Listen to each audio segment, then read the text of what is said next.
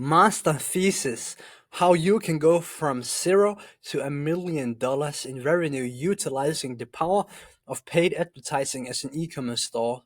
In this master thesis, I will essentially show you how e-commerce stores can scale profitably through paid advertising in 2024. The abstract of this thesis is that this document is a complete guide to my growth process from A to Z, designed to help e-commerce stores scale profitably through paid advertising in 2025. If you're an e-commerce owner, you can use this system to scale profitably through paid advertising. It's the absolute closest you will get to a PhD in paid advertising, specifically in the e-commerce world. In a time where competition is fierce, the macroeconomy demands adaptation, and consumers are more skeptical than ever before. This master thesis is based upon millions in advertising spent over the last 24 months for some of the most promising e-commerce stores in Denmark, where I'm based, but also worldwide. This thesis incorporates data points and tangible constructions that I have personally gathered from all of my case studies. So, about the author, so you know who is going to present this thesis to you. For context, my name is Harun Ismail. I run a 100% e-commerce specialized consultancy where I help rapidly growing e-commerce businesses scale as a fractionalized chief marketing officer. I work with e-commerce businesses worldwide, such as Hillkermik based in Sweden, Imperfect Points based in the UK, Comfort Handsker and Flisebørsen, which is based in Denmark, where I'm from, Salam Nutritionals, which is based in America, and so on. Additionally, you could also read what those business owners say about working with myself on my Trustpilot profile. And here's also a few case studies where you can see how I rapidly scaled e-commerce store and essentially help them reach escape velocity.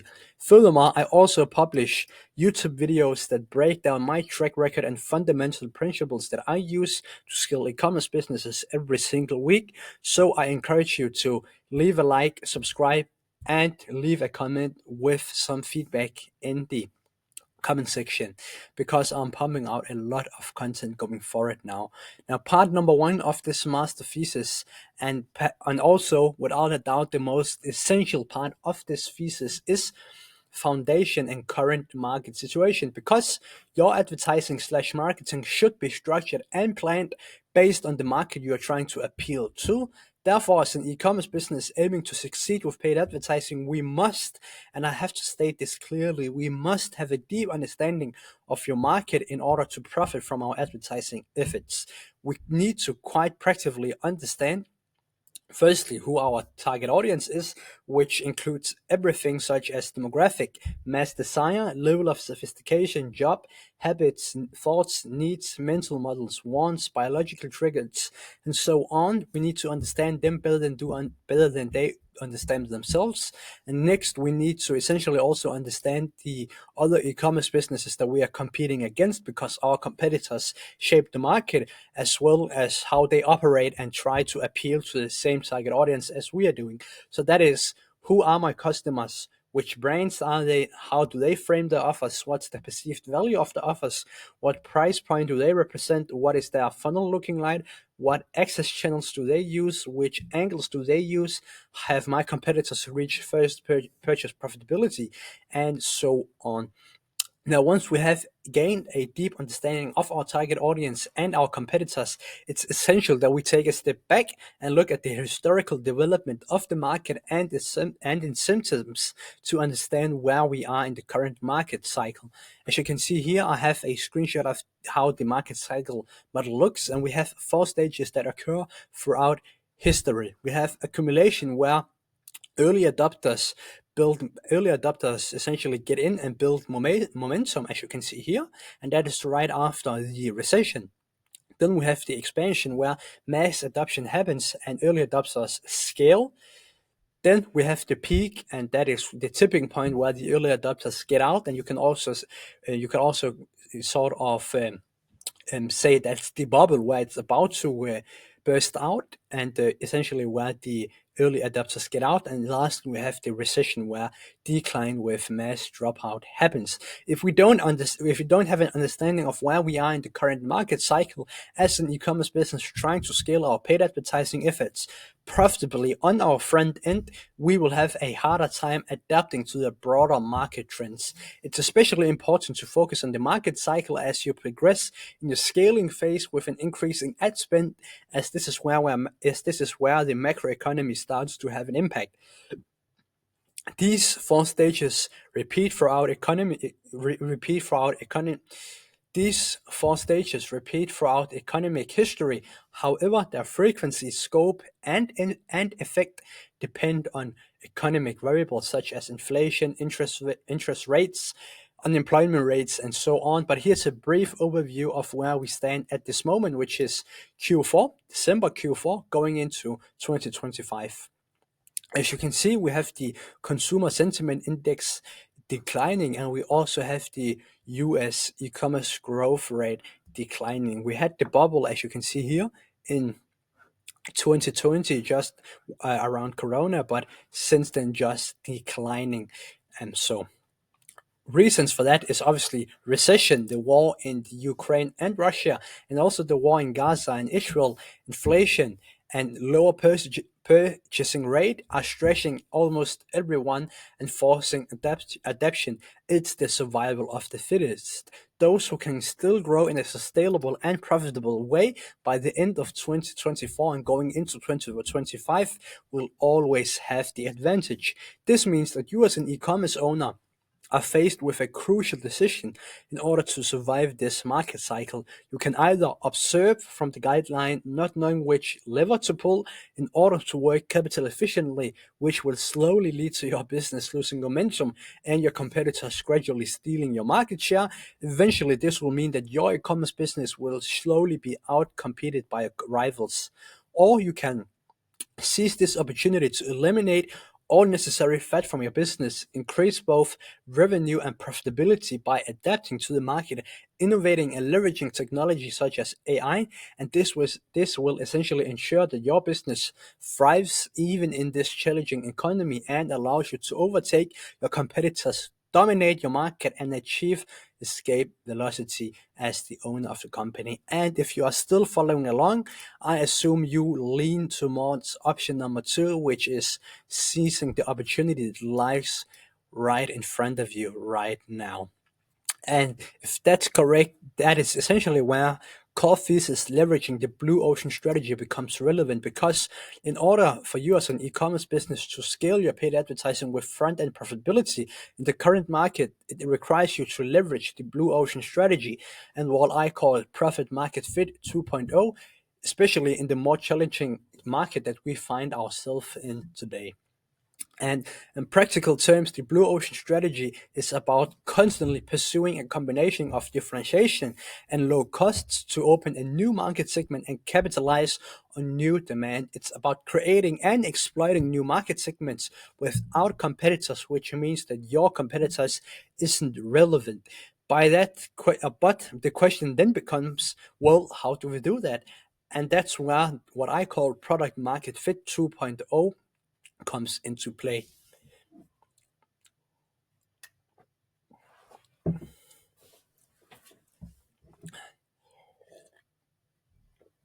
So this is where we are going to use the product market fit 2.0, and the product market fit 2.0 model is essentially a way for you as an advertiser to understand how you need to leverage the narrative behind your advertising to ensure you don't reach a ceiling. As you can see here, most advertisers, they meet a glass ceiling at their basic product market fit, which essentially doesn't allow them to scale further. But if you enable product market fit 2.0, you'll not see this specific glass ceiling that most people experience.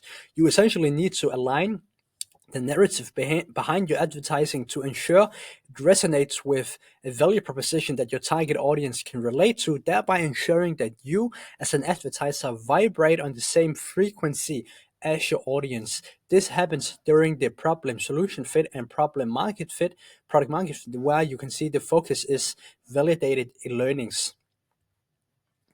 Then, to ensure that you can align the narrative behind your advertising, you essentially once again need to understand your core audience and the experience they have with similar providers and products on the market. An important detail to remember is that hitting the same narrative as your target audience is something that happens outside of your ads manager, not inside of it. If you don't hit the right narrative with your audience, you can't effectively scale your advertising efforts. And the graph below right here essentially shows why. You can see we have a figure one, which is a message that doesn't resonate with the wavelengths as our audience doesn't essentially, it, a message with the wrong wavelength achieves no resonance with the market, as you can see here, but a message with the same wavelengths as your customer will result in resonance. When you have when you have a narrative in your advertising that resonates on the same frequency as your target audience, and you have validated your problem solution fit and product market fit, you can focus on scaling your advertising efforts. A real life example of this theory is the company Kuffert Køhandsker, which is a Danish brand, a client of mine, owned by a Danish entrepreneur called Henrik Drebold, whom I help with exactly this process. In this video below, or in the videos below, you will gain an in-depth understanding of how we used the blue ocean strategy and the product market fit 2.0 model to attract an untapped market segment and develop a narrative that resonated with our target audience. The first video is called Profit from First Time Customers. Here's how you do it. And this shows you how we essentially leverage the blue ocean strategy and the product market fit 2.0. And this is a bit or more of a formal case study that is called The Secret to Building a Paid Ad System. And this essentially also breaks down a bit longer video, but it goes in depth into how we could exactly do, or how I could exactly do that for this client of mine. And the reason why this is foundational for your success as an e-commerce business is because you need to improve efficiency in order to outperform your competitors. Being more efficient than your competitors allows you to scale your volume and profitability in a shorter time, thereby taking their market share. So that's the part number one of this core thesis. Part number two of this thesis is gaining an unfair competitive advantage. And this is where we are going to talk about what I call code-friendly offers. Because in order for us as an e-commerce business to profit from first-time buyers and purchasers and achieve escape velocity, we need to have a competitive advantage so we have an edge over our competitors. In 9 out of 10 cases, it's simply not enough to have better advertising than your competitors if you're selling the same product at a similar price point and appealing to the same target audience. Therefore, we need to craft what I call a code-friendly offer with my SOP for specifically that, which in practical terms means that we essentially have to develop an offer that is tailored for cold traffic, because it's essential for us to do that, because over time as an advertiser, we will increasingly advertise our products to target markets and target market segments that are more and more unaware. And if you look at this graph, we have 5 levels of awareness, and that is universal for every single market. We have five stages, which is most aware, product aware, solution, problem, and unaware. And when we as an advertiser begin our marketing efforts, we will initially reach the top we will initially reach the most aware market segment, which corresponds to about 3% of the total addressable market. And that's also why that's also why when you have a low level of spend, you have a higher ROAS. But when you spend a lot of money on paid advertising, your ROAS essentially decreases, but you're overall net more profitable because you reach more and more unaware people. So from there, we will essentially market our products to segments that are progressively less interested and aware. Therefore, we need to have an offer that can appeal to those market segments. And you have to think of it as penetrating up. So when you just start, you're reaching most aware, and then you reach product aware as you progress and scale. So you have to essentially penetrate your advertising efforts up the level of awareness. Now, here's my free resources for essentially building a code-friendly offer. I have a Google Drive that says the unfair advantage that allows the top 1% of some brands to scale the offers to 1,000 buyers a week and capture your market share through paid ads. That goes over how you essentially build step by step a code friendly offer that you can use in your advertising methods. I also have a YouTube video explaining it a bit more in depth here, and it's called Unfair Advantage, that allows the top 1% of e-commerce stores to scale via paid advertising. That shows you a bit more in depth how I do it as well. But here's the overall framework outline. Step number one, find your audience mass desire. Step number two, align your product's benefits and your audience mass desire so they can see by purchasing your product, they fulfill their mass desire. Step number three, understand your market. Step number four, craft your offer. Furthermore, here are the benefits of having a code-friendly offer beyond it's suitable for cold traffic. First and foremost, you can long-term reduce your customer acquisition cost. You can drastically increase conversions with a few but critical changes, and you can scale your ad budget with front-end profitability instead of relying on lifetime value. And lastly, your competitors will not be able to copy you as they fundamentally don't understand the success behind your offers. Examples and explanations of cold-friendly offers that I essentially have helped my clients craft and performs really well front end and are profitable at scale is these two offers that we are going to go over right now. First and foremost, we have a client of mine called Salam Nutritionals, a brand in America selling halal vitamins and basically selling supplements, which is a really difficult market. Supplements in America is super saturated and skipped and sophisticated. But in this case, we crafted a bundle with our hero product, which is the prenatal vitamins, and we call it halal prenatal bundle. Yeah, with the prenatals, the vitamins, the omega 3 fish oil, and the following offer have performed profitable in our advertising efforts as at scale. And here's a breakdown of why this specific offer worked. First and foremost, we leverage our target audience mass desire, which in this case is a healthy pregnancy journey and childbirth, ensuring that their newborn baby get the best start in life. And that's essentially reproduction that we are talking into, which is universal for every single human being, myself and you watching this. And then we have an all-in-one solution for Muslim American women who need essential nutrient for a pregnancy. And you can see it's not only the hero product, but we have bundled in the vitamin and the omega 3 fish oil that we know they need, and then high perceived value from our core audience who cannot compare this specific bundle to other solutions on the market, meaning that we are the only viable option. Then we have a client of mine here in Denmark called Flisebørsen. They sell tiles, and what we did was made an offer that we call product samples, where you as a potential customer can get 2 product samples of the specific tile you desire for a really low fee. And the following offer have helped us penetrate a more unaware stage of potential customers, increase volume of orders, boost overall profitability of our webshop, and act as an ad liquidation tool to essentially help us scale our advertising budget.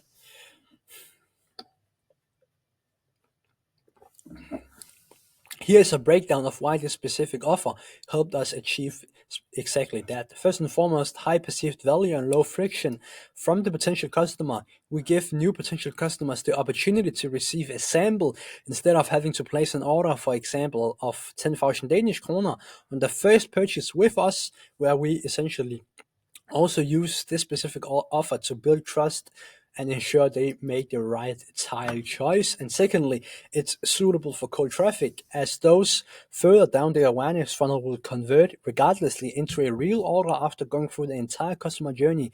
This offer is where new potential customers begin their buying journey, which is why we have tailored our creatives as well to talk to a more unaware stage. Yeah, essentially. And additionally, you can also watch this YouTube video, which breaks down the funnel that I have crafted for this client and how we have positioned our offer. And the video is called Secrets to Building a Profitable and Unstoppable Funnel on Meta, and a live breakdown of how we have done exactly that. A great video to watch as well. Now, that was actually part number two, which is all about crafting the code-friendly offer that we can use to penetrate up the levels of awareness. And yeah, let's then move on to part number three. Part number three of this thesis is all about how you scale volume. And firstly, we need to craft angles, narrative, and concepts then we can use in our advertising efforts before we scale our volume. Once we have developed a code-friendly offer that will give our business a competitive advantage in the marketplace, the next step for us is to create and test angles that we can use in our advertising. Practically speaking, we need to brainstorm angles that will resonate with our core audience in our marketing efforts. That's also something that we covered under part number one, foundation and current market situation, as the angle will be most effective for us is based on our core audience. By now, you should already have a complete analysis of your core audience from part number one of this thesis. When we brainstorm angle, we need to work from the perspective of our ideal customer persona. We have to try and put ourselves in their shoes and understand how they see the world emotionally, which is really important. And if you do this, you will also see that your angles have a higher hit rate compared to if you didn't do it. A great book to read is a great book to read that can help you make this exercise easier is Getting More by Stuart Diming. It's not specifically about advertising, e-commerce, or marketing, but it's about negotiation actually. But it gives you a great understanding of how you essentially see the world from your prospect's point of view, and also do that emotionally because we humans are emotional creatures. Now, from there, we essentially develop hypotheses so that we have a foundation for testing a specific angle. It's not just about testing, you need to have a hypothesis which we can bring to life. Below is an example of a client of mine here in Denmark where I developed this hypothesis for this client. So, the hypothesis was angle addressing the spouses of our core audience. If we have an angle that directly addresses the specific issues of our core audience spouses based on thorough market research, then we will achieve a convertible marketing angle that works at scale whilst also attracting a completely new market segment to our store and expanding our customer database.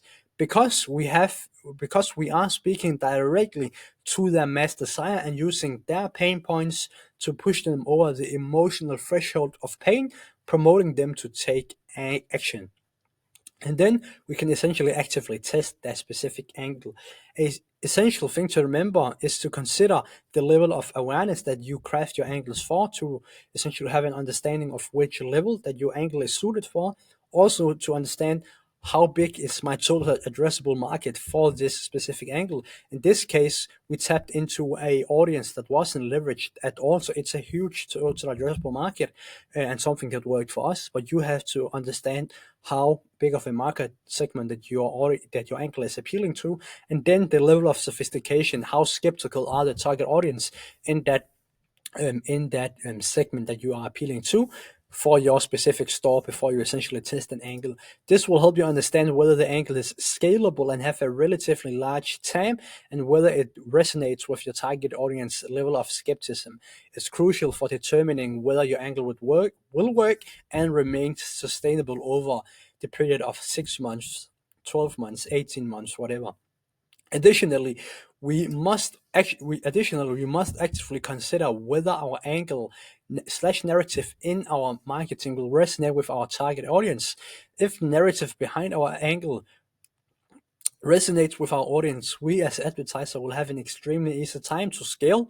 The reason why it's crucial to match your narrative and angles with your ideal customer persona is that platforms like Meta and TikTok prioritize the end user experience. So if your messaging resonates with the audience, these platforms will reward you with better visibility and engagement, helping you scale your advertising efforts effectively. So if your store can be an asset for these platforms with great creatives and angles and narrative that resonate with your audience, and essentially make sure your audience stay on platform, you will experience better CPM prices. Your advertising will become cheaper, allowing you to reach more people for less money, better placement on the news feed. Your ad appears higher up the newsfeed as an example as the second ad the potential customer sees, rather after getting buried after a 30-minute doom scroll.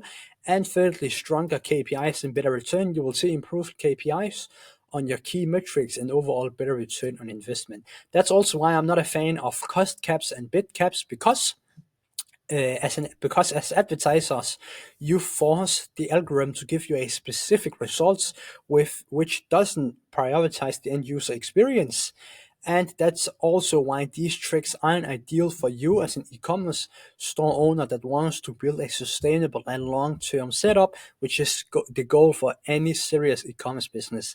That's also why one of the worst things you can do in your advertising is to have poor offers, poor creatives, and use cost caps, then blame Meta as an example for a poor performance. An advertising channel is simply a way for you as a brand to reach and distribute your products and get in front of your target audience.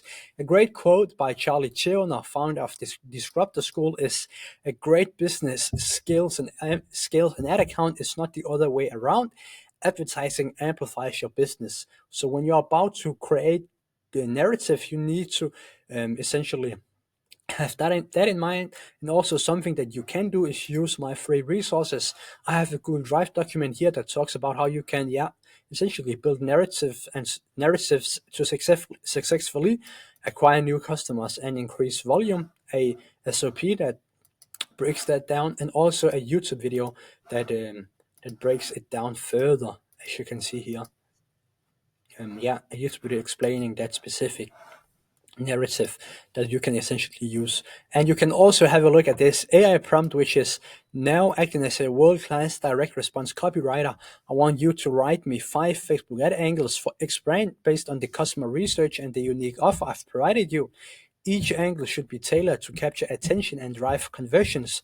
Additionally, the angles should be crafted specifically for an audience in X awareness stage and X level of sophistication, ensuring they resonate with where the audience currently stands in the customer journey. Furthermore, remember there is no such thing as one size fits all in this step. Everything you have to create must be based on your target audience. Additionally, you should also ensure that you only test one angle at a time, obviously based on spend, but I only do one angle at a time, regardless of a client spending 100K, 200K, 500K, or 10K on paid advertising, and roughly speaking, wait 7 days before drawing conclusions about the performance of that specific angles. For an example, it would look something like this, and this is how I personally keep structure of it.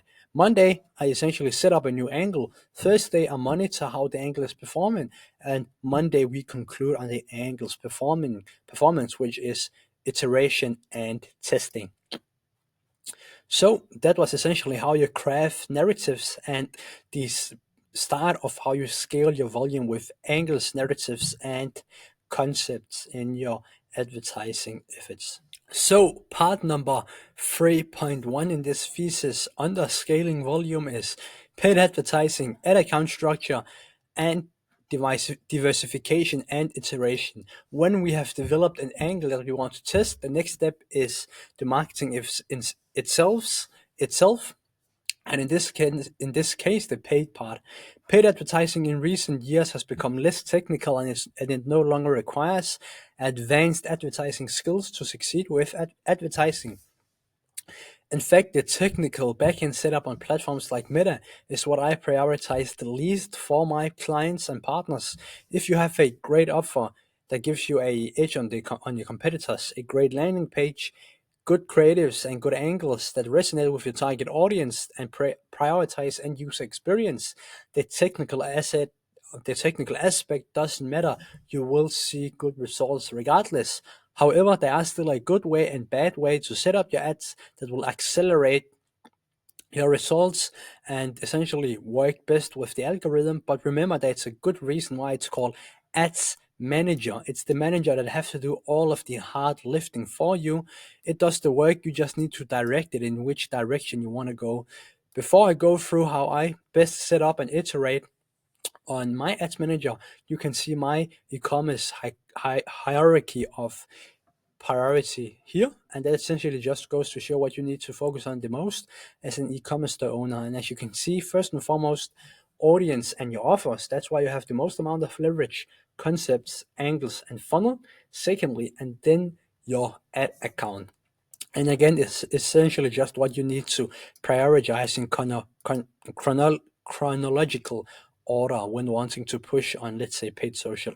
You can also see this YouTube video that demonstrates everything above, where I talk about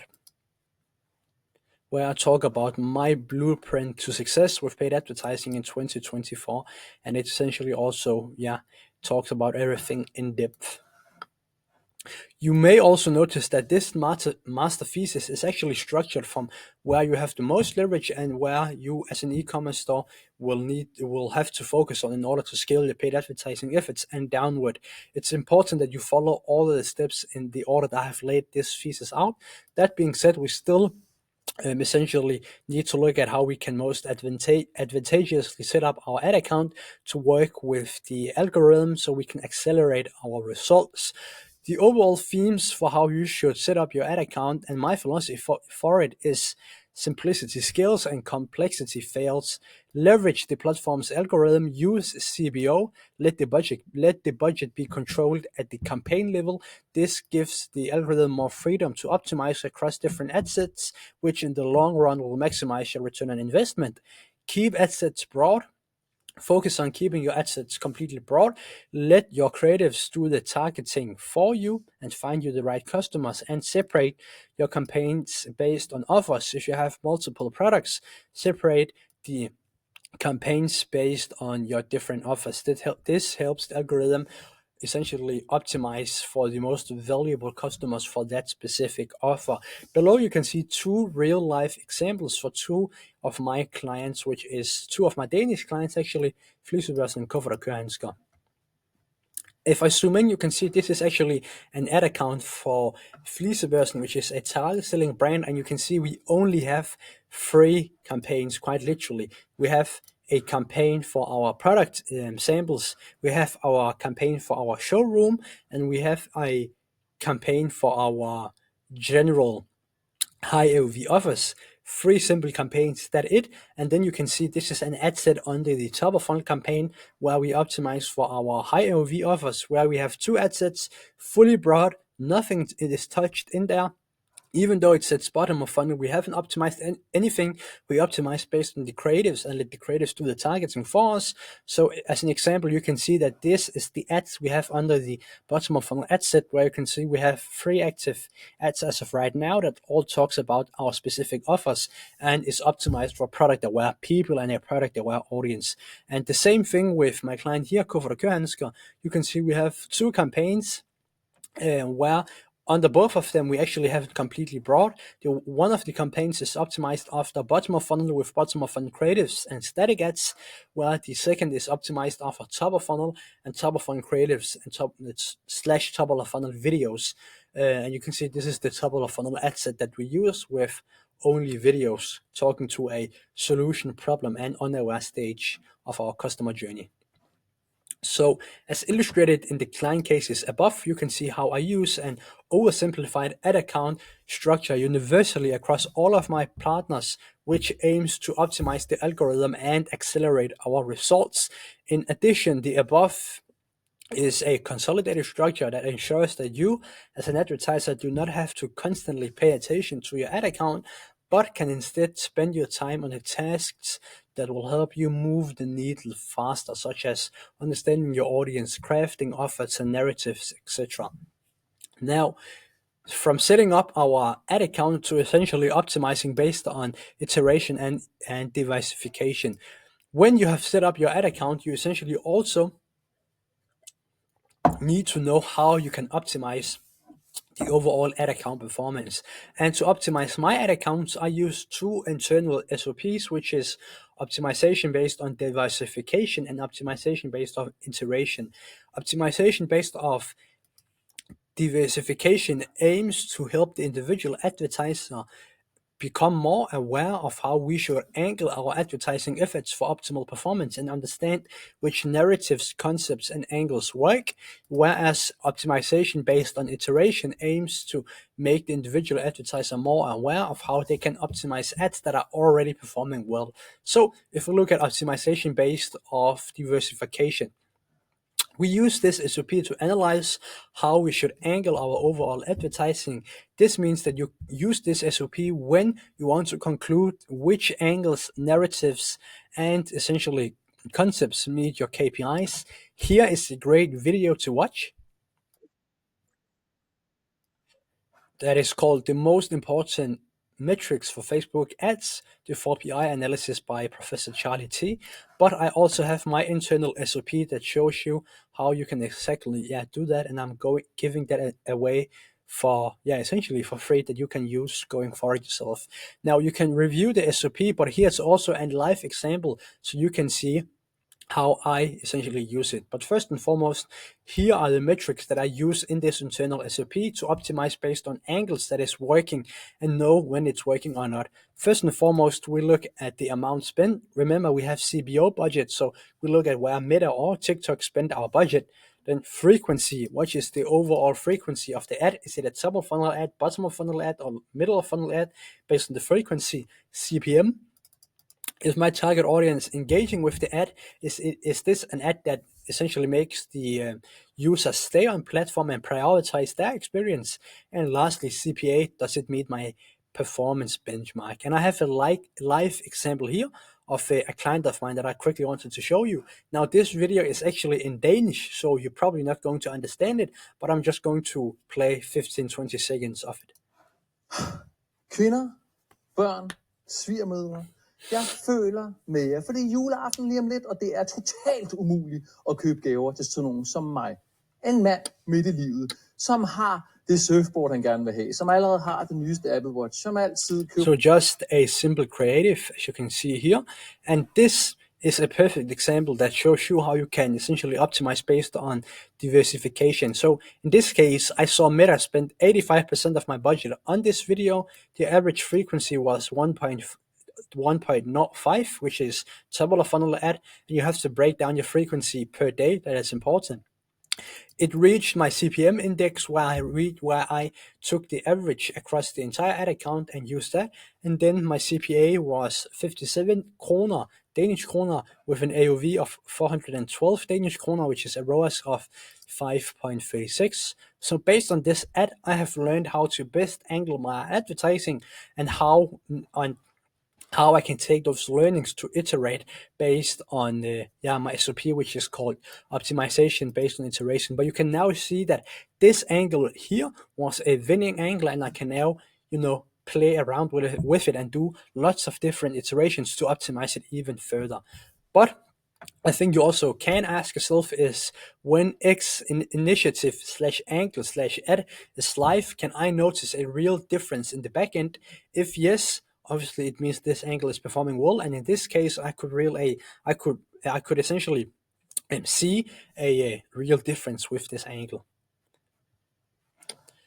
Then we have optimization based on iteration, and that's essentially just where we analyze what is already working greatly and amazingly and see how we can optimize that. So this SOP means that you can use it, or you have to use it, when you have confirmed an angle in your advertising that works and you want to iterate on it. And these are essentially the metrics that I use. First and foremost, hook rate. Is it capturing attention, and is the thumb stop good? Hold rate, where do people fall off? CTR, how good is my ad messaging to generate clicks to my product page? Average video time, and that's obviously relative, but you can take an index of your ad account. And conversion rate, how well is the ad / offer combination working? And if we take the same creatives and look at the metrics, you can see we had a hook rate of 53%, which is extremely good. And obviously it's because the visual hook of him sitting down, and also what he says in the first second of the video. Then the hold rate of the ad, where we could see, and this is just I have just taken the example of who saw the ad to its end, and that's only about 3%. So that's not great. It's a long ad, but that's something I can iterate on. CTR, that's pretty stable of 1.7. average video playtime 11 seconds. It's not so great, and a conversion rate of almost 8.5, which is absolutely amazing. So now I can make another hypothesis, which is improving an already great ad. So a hypothesis could be, if we shorten this ad from 1 minute to 1 minute to 40 seconds and keep all parameters in the ad the same, then we will achieve better performance and have a higher volume of orders, because the loss because we lose a large proportion of people during to the length of the video, where we can see that the majority of the people who watch the video to its end up placing an order. So now we can actually take this take this hypothesis and bring it to life. And again, the iteration part is also inside of my SOP that shows you how you essentially do that with creative iteration as well. So yeah, that's essentially how you set up your ad account, and how you essentially how you set up your ad account, and how you see what's working in terms of overall angles and structures, and how you iterate on already good performing angles. Now we have part number 3.1, which is also under scaling volume, where we are going to talk about organic marketing, which is a cost efficient way to expand your funnel.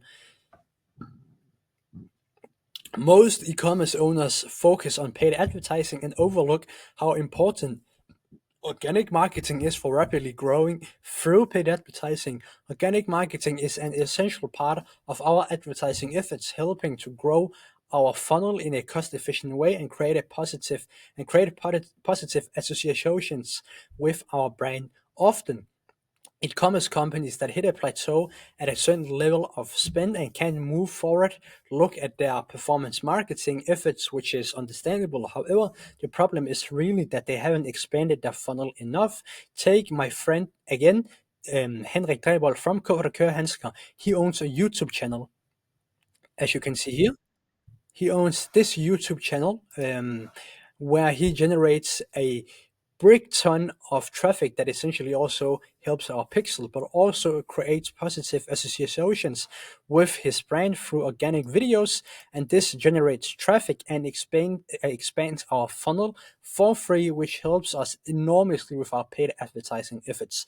Now, I know it's not a great example because it's quite extreme to have a YouTube channel as an e-commerce founder. But if you are the founder of an e-commerce store and you don't use organic marketing such as Reels, or just post organically on Instagram, TikTok, whatever the platform might be, obviously suitable for your brand, you are in general making your life a lot harder than it has to be. Because one thing that I help my partners with is look at how we can create a system and strategy to expand our funnel through organic marketing, create positive associations with our brand, and therefore scale our paid advertising through the positive association we have created.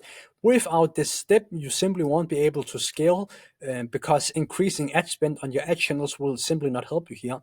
And it also gives you a full funnel approach instead of having to rely on performance marketing efforts. Another example is a former client of mine, Anissa Hijab Fashion, whom I helped create an organic strategy using creators on TikTok via gifting, which you can see here worked wonders for us. It helped our brand expand our funnel almost for free, and then it also helped our paid advertising efforts to scale, because we have an underlying organic strategy to essentially help us do that. And that did not only result in hardcore conversions back end, but it also created positive associations supporting our paid funnel and diversified the brand's traffic sources and overall risk of the company, making it a company of a higher valuation, because you haven't tied all of your efforts onto one or two channels, as an example. Now, it worked for us because these creatives provided inspiration, resonated with our target audience, and hit the consumer in the state of mind that you are in when you scroll TikTok, which is to get inspired. And then we could also test organically on some creatives, and then use TikTok Spark ads to put spend behind winning creatives, which is called whitelisting, giving us a higher hit rate on our ads, because we can test organically, spend less money on testing, and essentially increase our overall return. Now, essentially, giving insights into how the organic strategy could accelerate for when giving this insight into how this organic strategy could accelerate paid marketing for for this client of mine, you essentially also have to start as an e-commerce owner that want to really ramp up your paid acquisition to focus on your organic marketing efforts. And the great thing about it is that organic marketing is owned media, which is an asset that you own, which is an asset that you own yourself, and will pay your brand dividends and a good long-time investment for any e-commerce store. Because if you rely on Facebook as a primary access channel for your paid advertising efforts and CPM prices drop a week, you are screwed over. But if you have your organic marketing as an asset, it's going to be a lot less stress and headache for you because you have that underlying of safety for the brand. Now, one important part to be aware of is that it can be more difficult to make an exit if all of your organic marketing is tied up on the owner of the company. As an example, this client of mine is not going to be able to sell his brand because it's all about him, but he loves what he's doing, so that's something differently. What I did for this client was just to use creatives via gifting to make sure that it's a exit able plan and strategy that we use. So that's essentially organic strategy and a overlooked part, in my opinion, that every e-commerce store that is serious about scaling needs to implement. Now, part number 4, which is rounding off and call to action. If you are an e-commerce store owner that is looking to accelerate your growth, you can either go through the entire process from A to Z and implement every step yourself. It would most likely cost you a lot of time, learnings, and trial and error. Alternatively, you can choose to fast track your success and work with me, who executes this process for fast-growing e-commerce businesses around the world every single day, and a partner that is 100% e-commerce specialized and only has one goal in mind, which is your success. And with the compound effect of all of the learnings from this master thesis, a specialized growth partner, you will experience greater scalability, profitability, and more volume, which is also why brands like Keramik, Imperfect Points, Bugatti, Flisebørsen, Kuffert og Kørehandsker, 306 Roadbook, Salam Nutritionals have been working with me for a long, long time and are not churning. Some of them have even worked with me since I started running my 100% e-commerce specialized consultancy. So if you are tired of being burned off by various agencies and want somebody who is going to put their head on the block alongside of you and isn't afraid of making demands for you, but also for myself, you can contact me via my website or the contact information in the descriptions. And the best part about this growth thesis is that it's 85% hands-off execution for you as a founder. This process will be executed from start to finish by me, meaning that 85% of the time you essentially doesn't have to do anything. The only thing you have to do is to converse with me based on the feedback that I have.